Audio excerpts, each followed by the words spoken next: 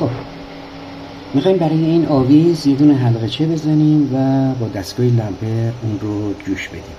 ابتدا حلقچه‌مون رو در حلقه بازکن میگذاریم و کمین رو باز میکنیم و در داخل بخش میذاریم و دوباره اون رو میگیریم و در این بخش اون رو به هم دیگه نزدیک میکنیم.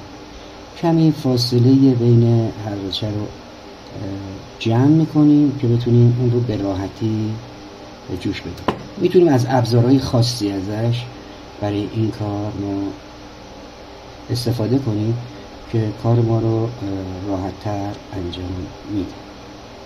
خیلی ما انجام اینجا اینا رو داریم. خب بخش حلقه‌چه‌مون رو خب حالا میخوایم اینجا کار جوشمون رو انجام بدیم. میایم این قسمت و کارمون رو به سوزن جوشمون نزدیک میکنیم